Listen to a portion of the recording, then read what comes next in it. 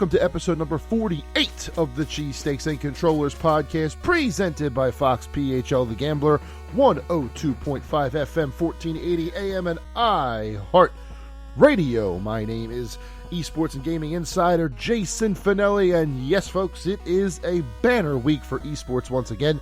Three major tournaments, if you include the one that's mid-season, going on right now. In three big-time esports with more to come. Overwatch League is off. That's not even included in any of that. So it's a good time to be an esports fan this particular week. There's also some great general gaming stuff happening that we'll get into, including the release of a game that I am very much looking forward to, and our first preview of E3 2021 will be coming at the end of this episode, so stick around for that. Before we do anything, however, let's get right in to the 6 in 60 seconds. Your Philadelphia Fusion signed Tank Hotba and support Toby for the remainder of the season. The June Joust also bringing format changes, including the return of hero pools. League of Legends Mid-Season Invitational Rumble stage begins Friday. Cloud9 from North America does advance with RNG, Damwon Gaming, Mad Lions, Pentanet.gg, and PSG Talent. Call of Duty League's Major 3 begins with Toronto Ultra and New York Subliners earning the buys. Meanwhile, Sony has confirmed that there are 25 PlayStation 5 first-party games in development, with 12 being brand new IP. Also mentioning that the PS5 console production is ramping up for the summer. Elsewhere, Rambo and John McClane will be coming to Call of Duty Black Ops Cold War and Call of Duty Warzone on May the 20th. And finally, Microsoft has begun its celebration of 20 years of Xbox with new gear in the shop, love for Halo, which launched with the console, and more to come. Those are your 6 in 60 seconds.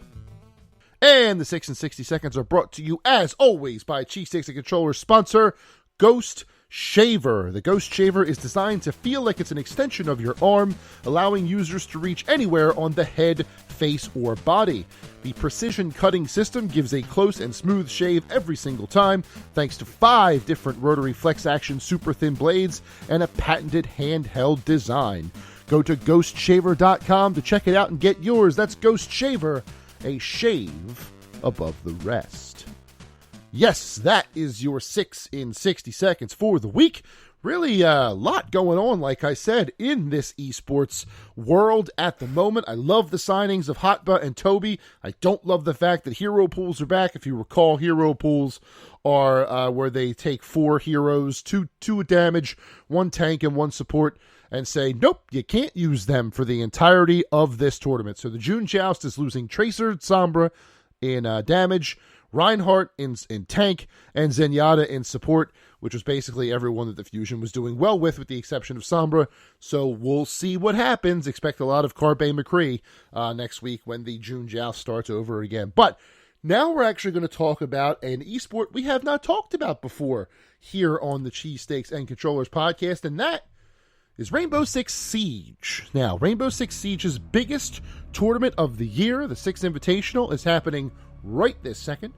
18 teams from across the world are playing for a shot at a $1 million grand prize with a $3 million prize pool available to all teams. I do say 18. It was supposed to be 20, but 2 teams had to be disqualified. Virtus.pro from Russia and New Zealand's Australia's Wildcard Gaming for COVID-19 infections. So this is actually a live event happening in Paris, France, and they didn't want those 2 teams to infect anybody else. So the standings went from 20 to 18. And the way that they did that, we'll get into that in just a second. But first, I want to get into Rainbow Six Siege itself. Again, we don't talk about this game much on this show. I just want to break down what that game is and its format. So it's a 5-on-5 competitive shooter, first-person view like Call of Duty or or Halo or other games of its ilk. And the objective of each round is one team is on offense and one team is on defense. The offensive teams have a bomb diffuser. One character carries the bomb diffuser, and they have to take it to one of 2 bombs located inside a building that serves as the map. The defenders have to defend the bombs. The winning conditions are eliminating everybody on the opposite team, running for the defense, making the other team run out of time, or for the offense, defusing the bomb successfully. It is very much search and destroy from Call of Duty, very much inspired or taken from that, but it is also very different in its feel and the way that it plays out as you're watching it. So unlike Call of Duty, where you have giant maps with all different small locations, Rainbow Six Siege is more centralized. So the map is actually like a 3-story mansion. One building, a 3-story mansion with the defending team holed up inside on one of the floors, the bombs scattered throughout one of the 3 floors, and the offensive teams trying to actually break in to this facility, this building, this mansion in some cases, and defusing the bomb or defeating the other team. That gives this a lot more of a strategic feel, a lot more tactical feel. Even though the other games are team-based, this one feels like it's very, very much a team-based game. If one person goes off on their own, it could be disastrous for the entire team. Having played a little bit of Rainbow Six Siege recently, you can really feel that team-centric gameplay at the heart of this game. Also, a big part of it is you're not just playing as generic soldiers, you are playing as one of, I believe, over 30, could be close to 35, different operators, each one with its own abilities and statistics and things that it can do, that he or she can do more than the other operators in the pool. There are some who specialize on offense, and there are some who specialize on defense, and you pick before you go on offense or defense every time you play the game. It is a lot of fun to watch. It can be very, very exciting, including some matches that already in this Six Invitational that have been very exciting. In fact, Rainbow Six Siege, to many who are in the know in esports, has put on what many consider to be the single best esports match ever. Now, obviously, any fan of any esport, you could ask, what's the best match in esports ever? And they'll say, oh, this match from this game. But G2 Esports versus Penta from the 2018 Six Invitational, from the, I believe, the grand finals, if I remember correctly, is one of the highest regarded matches in esports history. And I highly recommend that you look that up if you want to see what the top of the cream of the crop, let's say, of Rainbow Six looks like. It's that match set one of its players for life, G2 Pengu, who just retired recently, actually, from Rainbow Six Siege, but is a household name for all Rainbow Six fans, and definitely worth it. Go back and watch. It's on YouTube. You can watch the entire match on YouTube as it plays out. It's a lot of fun. But anyway, let's get back into 2021. So, because of the 2 teams that had to back out due to COVID-19, the 2 groups of 10 teams became 1 group of 10 and 1 group of 8, because both of the teams that had to be DQ'd were in Group B. What they have also done is, of the teams that are remaining, Group A's 10 and Group B's 8, only 1 team from each side will be eliminated when group play is over. So if you're in 10th in Group A or you're in 8th in Group B, you're out. 5th through 9th place in Group A, and then 5th through 7th in Group B will make up the elimination side, so the teams that only have 1 loss and they're finished. And then top 4 in each group will be on the winner's side, so they have 2 losses and they're finished. Definitely a great way to adapt to the news of the 2 teams that had to pull out, because it was not that far away from when the tournament was happening. I want to say days, if not maybe a week before the tournament was set to go off, these 2 teams had to pull out. So for them to adapt on the fly and create this weird grouping format just for this was really great of them. That was a good idea on their part. So if you're listening to this podcast on Friday morning at 9 a.m. when it first drops, I am recording this on Thursday night as usual, and Group A has played 2 of its 3 days of group matches, where Group B has only played 1. Group B is obviously kind of hard to tell what's going on there based on how far how much, like, they've each played less games than Group A. Group A we'll get into a little bit further in a minute. But Group B, the team to look for is the excellently named Ninjas in Pajamas. Gotta love esports organization names sometimes. That's just wonderful. Ninjas in Pajamas have gone 2-0 in their first two matches, going 14-8 in the rounds with a +6 differential. The only undefeated team remaining in all of the Six Invitational. That is a bit of an upset fact, which we'll talk about when we get to Group A. Other teams in this group are the Italian group MKers, MKERS, the American Team Solo Mid, another Brazilian team in MIBR, which Ninjas in Pajamas is also Brazilian. I forgot to mention that. Oxygen Esports, Space Station Gaming, who won the 2020 Six Invitational. Defending champions are currently tied for 5th in Group B. Giants Gaming, and Parabellum Esports out of Canada. Parabellum Esports is the only team in the league that is currently has no wins at 0-2. They sit at the bottom of the table. They are tied with Giants Gaming at 0-2, but Giants Gaming has done one round better in their two matches, which means that they have the tiebreaker with a -10 round differential as opposed to Parabellum's -11. So that's what Group B looks like right now. A couple of highlight matches, if I were to suggest some to you from Group B, is anything that had Ninjas in Pajamas in them. Both of those matches are very good. They both end 7-4. They both have a couple of great results. Specifically, the first match they played against MKers, which basically set them at the top of the table, because if they had not beaten MKers would be 3-0 right now. Ended up being a much more important match than it was when it first happened on the 12th, so on Wednesday. That's definitely a cool match to watch, as is the match between TSM and Space Station Gaming, which TSM does win 7-4. You can go back and watch that on YouTube just to see how your American team is doing. Very, very cool stuff there. But let's talk about Group A. Group A is a little more interesting and has a lot more teams that you will recognize as we go through the list. Number one in Group A at 5-1 with a +11 round differential is Team Empire. Now, this is a team that I had not heard of until this Six Invitational had started, because I wasn't really digging deep into Rainbow Six all that much. But man, am I impressed by this team. They are a team out of Russia who has one of the best Rainbow Six players going right now, and his handle is Joystick.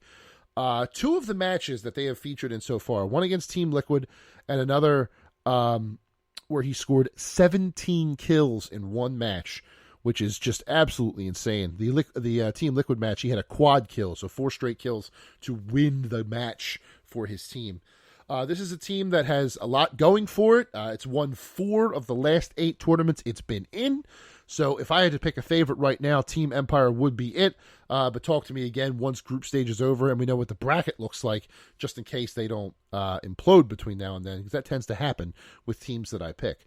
They had a 2-match winning streak coming in, and they won their first 4 before being upset by Dark Zero Esports in overtime. In the 5th match that they played, but then recovered to beat G2 in Game 6. Hence the 5-1 where they sit now. Number 2 is BDS Esport. Number 3 is Team Liquid.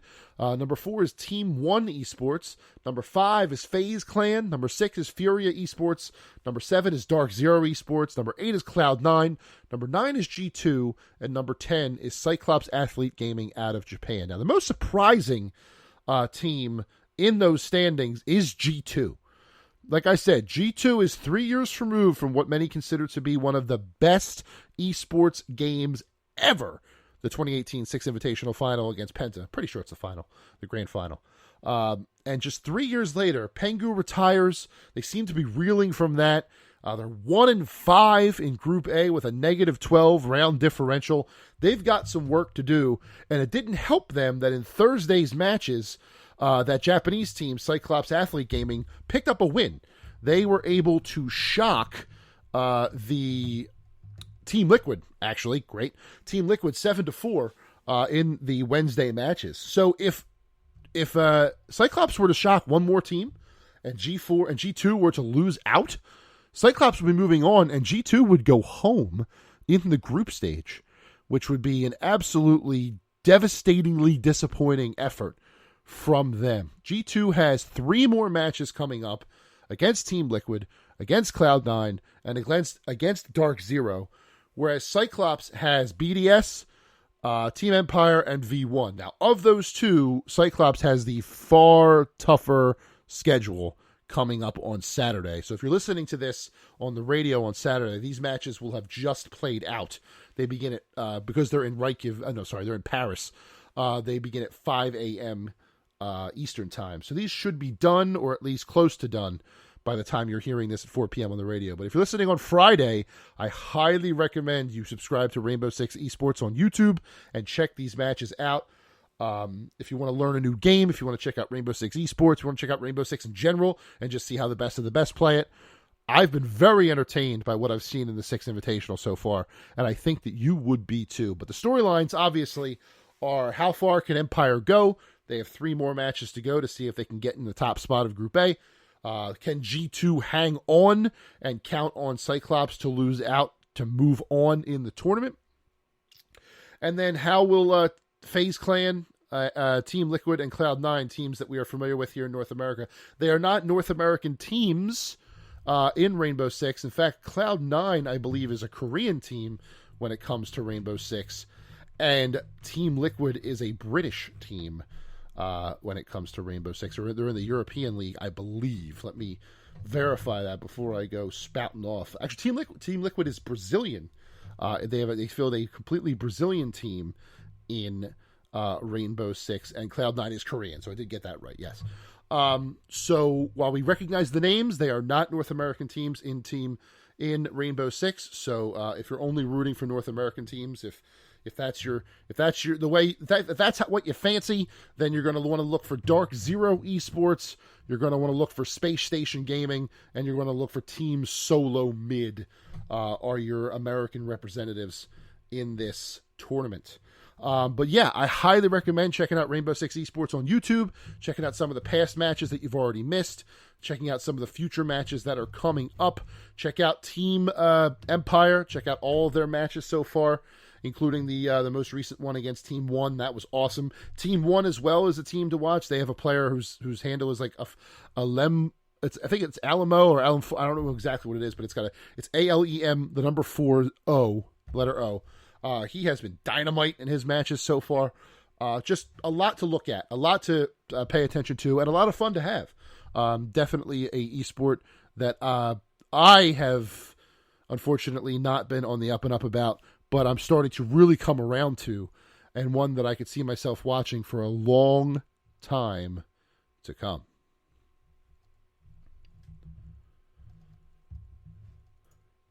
Alrighty, welcome back to Cheesesteaks and Controllers. Thank you again for joining me on this podcast, or on the radio if you're listening on Saturday.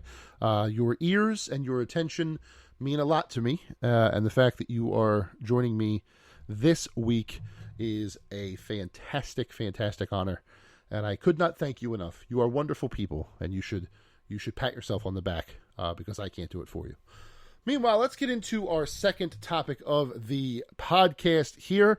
Again, normally this is the spot where I would do on tap, but honestly, there's only one game coming out this week that I have my eye on, and let's call this a super extended on tap because I'm about to spend 15 minutes on it. That's Mass Effect Legendary Edition. Ladies and gentlemen, Mass Effect is back. The original trilogy is here again. And on Friday, if you're listening to this as the podcast drops, or yesterday, if you're listening on the radio, it has returned again. Mass Effect Legendary Edition brings the entire Mass Effect trilogy, 1, 2, and 3, up to the current consoles, remastered in 4K with performance enhancements across the board. I have not had my hands on it yet, but I have played all 3 of these games to completion multiple times. The original Mass Effect was a game changer for me on the Xbox 360, and I am going to wax poetic now for a little while as to what these games are and why you should be excited for them. So, Mass Effect, the franchise, if you are not familiar, is a outer space action RPG made by BioWare and EA. First came out in 2007, with Mass Effect 2 coming out in 2010 and 3 in 2012. Stars a human by the name of Commander Shepard. That is intentionally vague because you can create Shepard in your image. There are two John and Jane Shepard who are like the prototype, the default Shepard, let's call them. But you can customize Shepard to looking however you want. If you want him to look like you can do that. If you want him to look absolutely insane, you can do that too. If you just want to stick to the default and get to the action, you can do that too. But this is a game that blends action and RPG and dialogue, actually, as one of the best dialogue systems any games I've ever played, in such a way that it is completely enthralling from start to finish. From the moment that first Mass Effect game begins to the end credits of Mass Effect 3, no matter what you feel about the ending, which I'll get into, not specifics, but I'll get into, it's one of the best franchises, one of the best trilogies in video games ever. It is a quality game from start to finish, and it only gets better as the games go on. Many people will say Mass Effect 2 is the best. I like Mass Effect 3. I do agree that Mass Effect 2 is really, really good. But my favorite is the first one, the OG Mass Effect 1. Mass Effect 1 begins the story of Commander Shepard in his fight against what was originally a rogue Spectre named Saren. We'll get into Spectres in a second, but turns into something much, much bigger. So Saren Arterius, I think is how you say it, is a Spectre, and Spectres are hired by the Council of Alien Races who sit at the Citadel, and they are basically special agents who are above the law. They can do whatever they want in order to get the job that they are tasked to get done, and they can use any means necessary to do it. They're James Bond in space, essentially, just with a little more of an edge. And Saren was one of them, but he goes rogue and starts antagonizing the council races and starts wreaking havoc and destroying all these outposts and colonies and stuff like that. And you have to chase him around the universe, going to multiple different planets and investigating and driving in the Mako, which is one of the worst cars ever in video games, but I love it so much. It's a shooter based action, so you've got pistols, you've got shotguns, you've got assault rifles and the like, but you can also use biotics, aka magic, so you can like push people away, or you can pull them towards you, or you can blow them up with energy grenades. It's a lot of fun. The action is some of the best part, but the intrigue and the politics and the dialogue is what really sets this game apart, if you ask me. The dialogue wheel, this was the first time that a dialogue wheel like this really came into light, in my opinion, in my memory, at least in my experience, where you could have 6 different options, and then one of those options could break into more options if you want more information about what you're talking about. The amount of dialogue in these 3 games is monumental. All of it completely voice acted excellently. Both Mark Meer as male Shepard and Jennifer Hale as female Shepard are wonderful, wonderful voice actors. Some people prefer one over the other. I would like to think that they both did a fantastic job in these roles. Everybody in the voice cast did an excellent job, but not to get too far off base here. So you're shooting up the galaxy and you're chasing Saren and you're looking for him, and finally you get to a planet where you meet up with Saren's the people he's answering to, the people he's working with, and I say people, they are called the Reapers, and the Reapers are a race of sentient machines, essentially. A big plot line throughout all of Mass Effect is the relationship between AI machines and the organic races. These giant machines that have existed for millennia, they've existed for millions and millions of years, and they sit out in the far reaches of dark space where nobody can detect them. They basically watch. They watch as civilizations throughout the universe, throughout the galaxy, build and build and build until they find the mass relay system, which allows all these races to travel between the planets, and then they see it build and build and build some more. They make them find the Citadel, which always becomes the central hub of these civilizations, and things continue to build, and then when the Reapers see fit, this giant race of sentient bug-looking machines, they transport back to the galaxy via means, I'm not going to tell you how that happens, and eliminate all of the races. They reset everything. They turn everything back to square one. They kill everyone in sight, and the cycle begins again. And they've done this over and over and over and over and over and over again. But now, this time, Shepard, Commander Shepard, your player, is privy to it. He knows it's coming. He has heard of this apocalypse to come, and he spends the rest of the 2 games trying to stop it. By the end of Mass Effect 3, there are multiple endings that you can get. Some will argue that those endings are just color-coded nonsense, but again, we'll get into that a little bit later on. But that's the main story arc. Within that story arc, though, are obviously different side quests and side missions and things like that. But what makes these missions elite, what bumps up Mass Effect as a whole, in my opinion, is the way that it involves the people in your crew. So unlike other RPGs where you just have a band of warriors with you, where you might not necessarily care about, they're just partners, they may become friends or whatever, this game does a fantastic job of making everyone on your team seem important and vital and someone that you begin to care about as a, outside player in this universe. The first game is a little more limited. It has Liara Tassoni, the Asari, Ashley Williams, the Human Woman, Caden Alenko, the Human Man, the Biotic, Erdnot Rex, who is the giant Krogan, which is like the big tank, bulky race in this game, and maybe my favorite character in the game. Garrus Vakarian, who is everybody else's favorite character in the game. He's a race called a Turian, a bit of an insect-like creature. And Tali Zora, who is a race called Aquarian. That race is interesting because they live on a giant fleet of ships. They were kicked off of their home planet by sentient AI robots called the Geth. Again, a big through line through this trilogy is AI versus organics. And they really make you care for all of these teammates throughout the game. There are dialogue options after every main mission. There are side missions that open up that you can help them.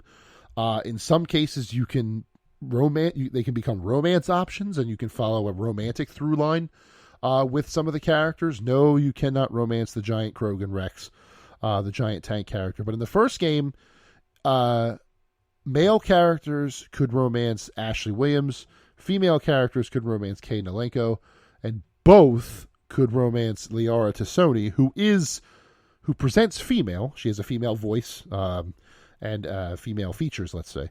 But her Asari race is compatible with both, let's say. They don't have genders like we do, but she's compatible with both, and that's all I'll say about that.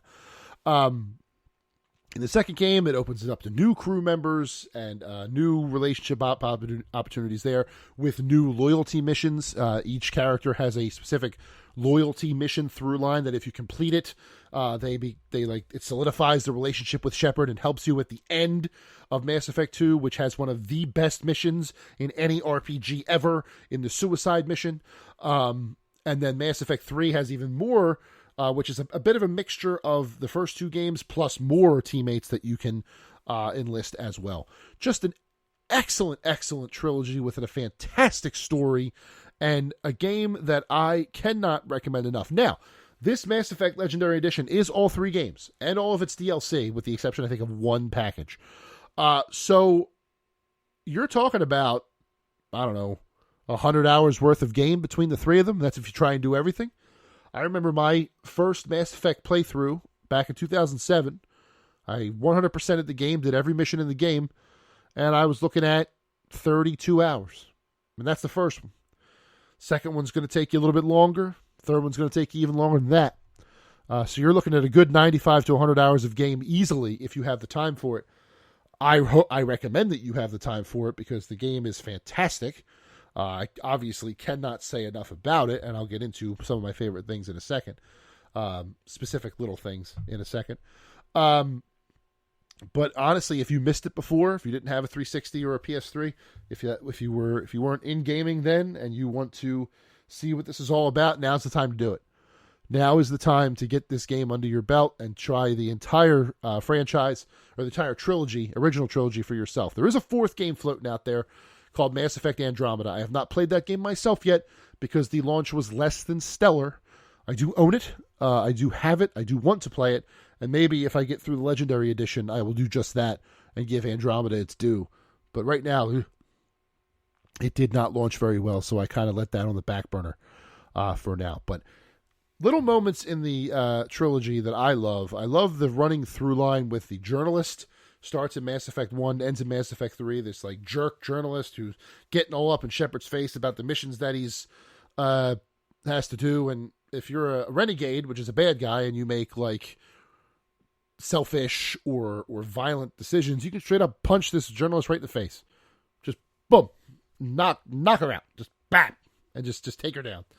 It's jarring, but it's hysterical at the same time. It shouldn't be funny, but it is funny. So that's I'm curious if that mission line stays intact as the games go on. I love the interactivity between the characters, as I talked about earlier.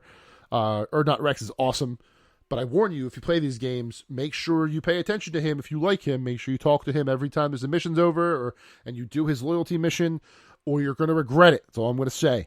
Make sure you talk to him, or you're going to regret it. One of the ending scenes in Mass Effect 1 where you meet up with an AI, let's say, just before the end game, is one of the coolest moments I remember that moment vividly when I did it for the first time back in 2007, 2008. I remember where I was. I remember where I was sitting. I remember the feeling that I had listening to the exposition that was happening, and when you're learning about the Reapers for the first time, it's just really, really, really awesome stuff. So be ready for that scene in the first game. And then I think my favorite part of the whole franchise, probably the one thing that gives me the most joy in the world about Mass Effect, is its soundtrack. My goodness, the soundtrack to all three of these games is just the best. And it starts right in the first Mass Effect game. As soon as you turn the game on and you get to the main menu with Vigil. It's 1 minute and 40 seconds of the most beautiful music I have ever heard. A song that has been on every playlist I have made since I first heard it. It's perfect for if you need a zen moment in your day, you just need to sit for a second and clear your mind, put some headphones on, put that song on, and just disappear for 2 minutes. And then do it again for another 2 minutes if you have to. It's just wonderful, wonderful stuff. And that's the first song you hear. That's the benchmark that is set. That's the bar that is set for this soundtrack, and it just continues to exceed it throughout all three of these games. So if you like game music, you are in for an absolute treat. No matter what you're into, you're in for an absolute treat when you boot up Mass Effect Legendary Edition. I could sit here and talk for 2 hours just about this game, and if somebody ever gave me the chance, I would do it. But Mass Effect Legendary Edition, this trilogy changed my gaming experience forever. It showed me a whole new world of what RPGs could do. You can also thank Jade Empire, because BioWare made both Jade Empire and Mass Effect, and I wouldn't have played Mass Effect without Jade Empire. But the storytelling is superb. The environments, the atmosphere is amazing. It is a pinnacle in RPG gaming from the 360 era, and something that everyone should play now that it's out and able to be enjoyed in a remastered, restored format. So get out there. If you like RPGs with great stories, give Mass Effect Legendary Edition a try. I'm Jason Fanelli, and these are my favorite games on the Citadel. That will make sense if you've played the games.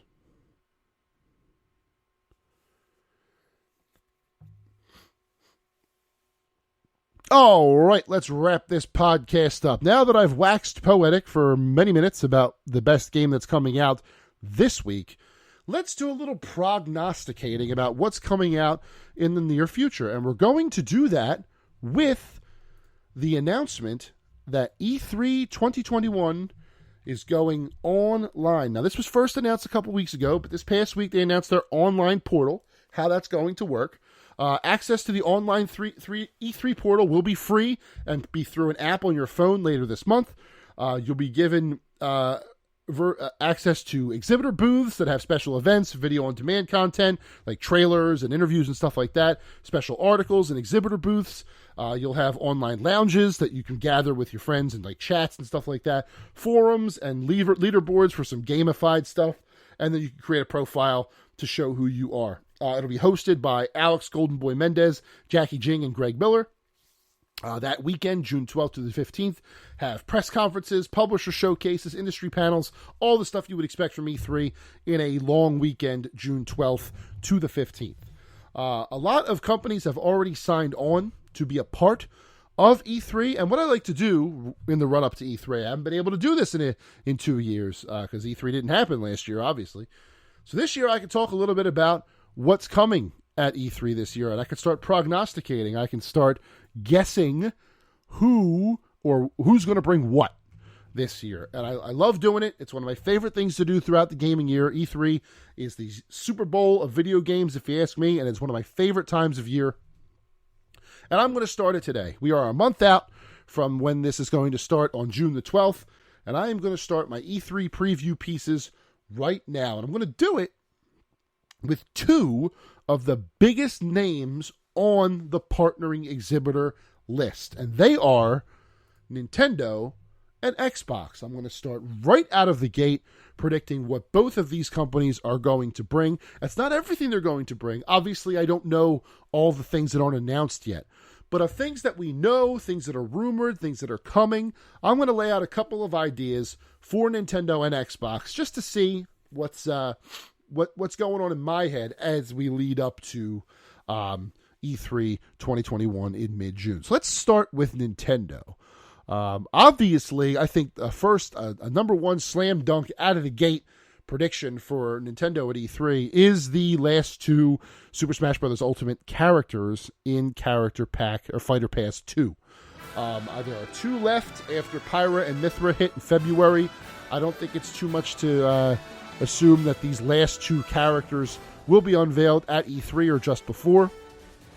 What will be interesting to see is whether or not there is more coming. Now, it has been alluded to, it has been noted that these are the final two DLC characters. There has not been a third Fighter's Pass announced yet. We are not anticipating anything else after these two characters, but there have been some rumors and some things floating around that there might be one more character or a stage pack or something like that, if not a third full-blown Fighter's Pass. And while I understand that this could be the end of the DLC, there are two things that stick out in my head that might make that not the case. The first one is Smash Bros. Is the third best-selling game on the Switch, having sold 23.5 million copies since it launched in December of 2018.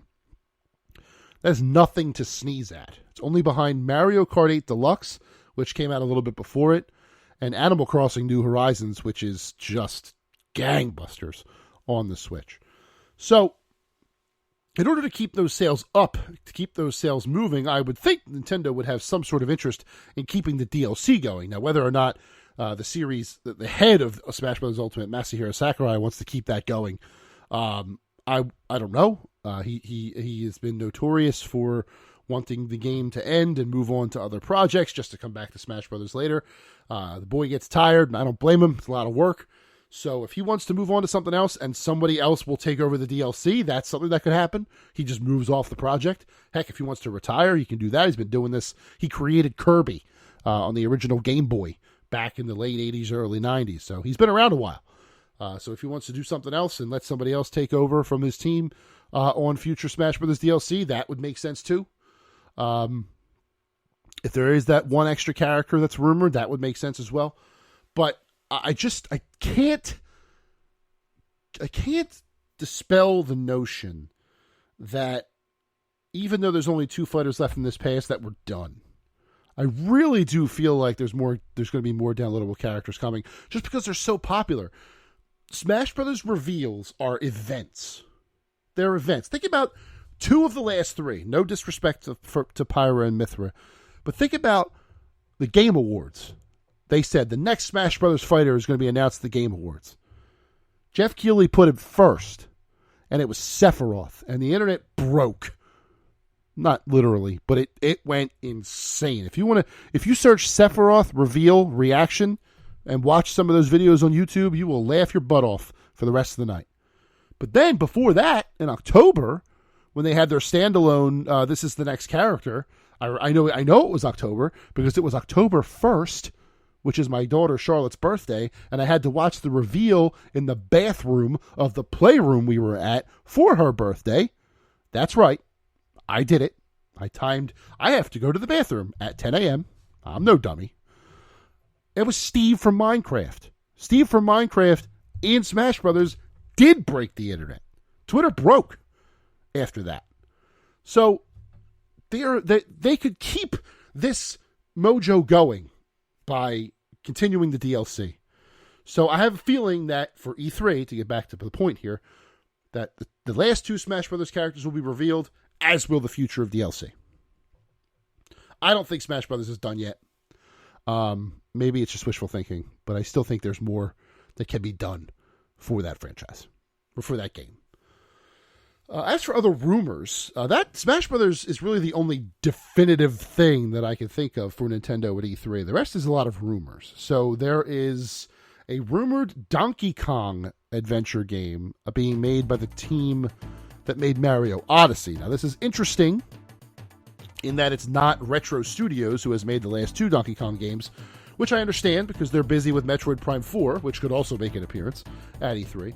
But that this new Donkey Kong game would be made by the Mario Odyssey team, and we get a Donkey Kong game in that vein could be very, very interesting. Would allow that team to branch out a little bit and try something different.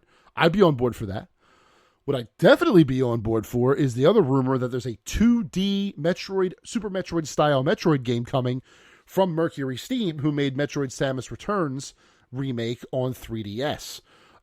Yes, please. I've always thought that a 2D Metroid would be the perfect filler between Metroid Prime 4, whenever that comes out, and now.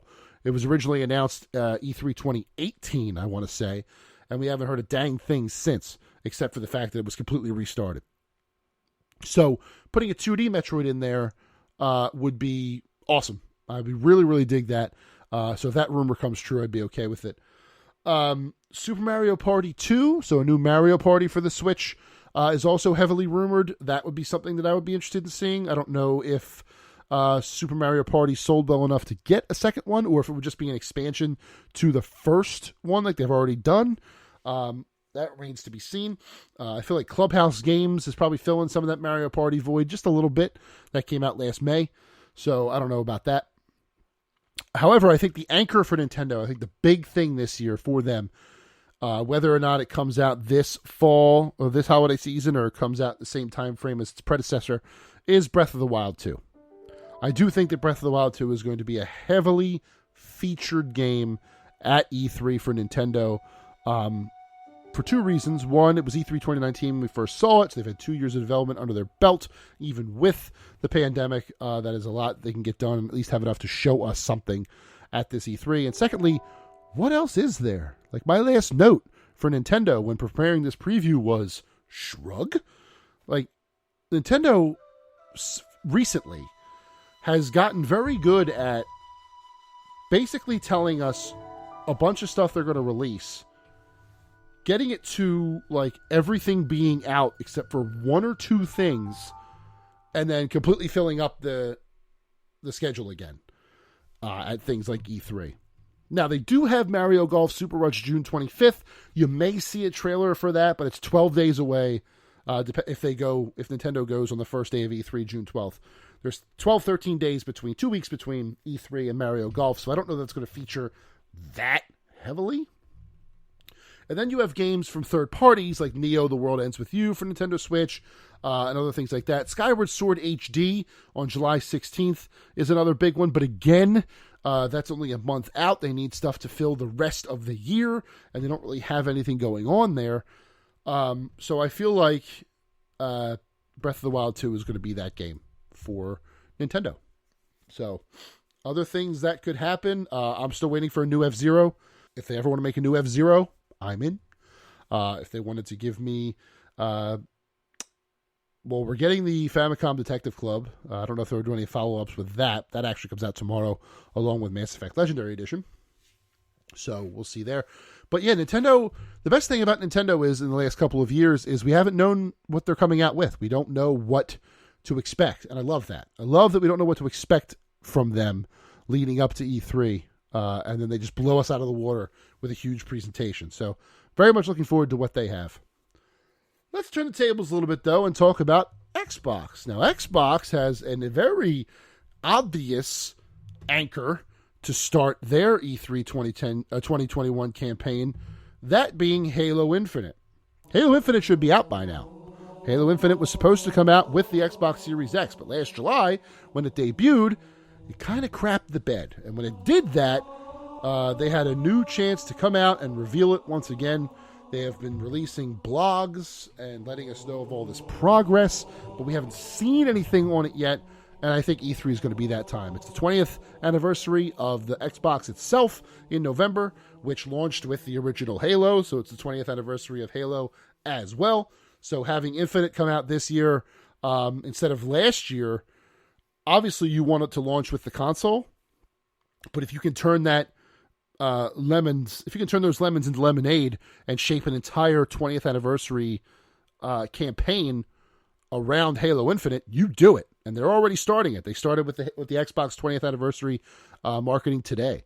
So I expect a huge Halo Infinite push from Xbox. I also expect Forza 8. Forza is a yearly staple for Xbox at their showcases. I don't see this being any different. But after that, things start to get a little interesting. Will we see the Fable that was teased at the end of their July presentation? Will we see Avowed from Obsidian? Will we see Perfect Dark that was revealed for the first time during the Game Awards last year? There are a ton of games from the 23 studios that Xbox currently owns and employs that could be coming out. It's a really... they have a little more potential, I think, than Nintendo does. Because with Nintendo, we're starting to hear rumors and things that might be possible. But Xbox could completely surprise us. Like, out of nowhere, just rock us with some crazy nonsense. And I would be very much for that. Because I love when companies do that. I love when companies shock the hell out of me. I don't like when things are predictable. I don't like when announcements are just the games that we expect. I like a surprise, because without surprises, then you don't really have much. You're just kind of, going through the motions. So I hope they come out and knock my socks off for Xbox Series X and Game Pass editions and stuff like that. Give it all to me. Give it all to me. But there's one little caveat with Xbox that I would like to do a little sidebar on, and that's the newest studio under the Xbox umbrella, Bethesda.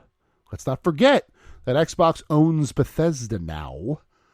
So they are going to have a bit of a presence both at Xbox's conference as well as their own, I believe. I don't know if Xbox would allow them to do their own thing like they used to, but if they did, that would mean that they have to have a full slate of things to announce. And while we know about the Elder Scrolls 6, I don't think that's coming anytime soon. There are 3 games on their docket that they could talk to us about. That's Deathloop, that's Ghostwire Tokyo, and the last one, which I think will feature huge at Xbox as well, Starfield. I do think this is the year that we see Starfield revealed for the first time at an Xbox conference, and it will blow us away in its first trailer. I really do feel that way, that it's just going to knock our socks off when we see it for the first time. But that is the first of the E3 2021 previews. I will be doing more leading up to the event, June 12th to the 15th. There is a media-centric week before, June 8th through the 12th, so I'll have a little bit of insight going into that episode on the 12th of June. But between now and then, very much looking forward to what E3 has to offer, more previews, more news, bring it all to me, because E3 is the best time of year to be a gamer. And after a year hiatus, I am ready to see E3 back again. And with that, we are at episode 48 of the Cheesesteaks and Controllers podcast presented by Fox PHL The Gambler. 102.5 FM, 1480 AM, 102.5 FM, 1480 AM, and iHeartRadio. I am Esports and Gaming Insider Jason Fanelli. Thank you so very much for listening to me tonight. I hope you enjoyed what you heard. I hope you were entertained. I hope you were informed. And I hope that you keep listening because we are 2 away from 50, and I have some pretty cool interviews lined up for the next 2 episodes. One local, one very much not. So look out for those in the coming weeks. Again, this has been episode 48. Thank you so much for your time and your ears. Until next week, everyone, stay safe, stay healthy. Have a great weekend. See you on the other side. Bye-bye.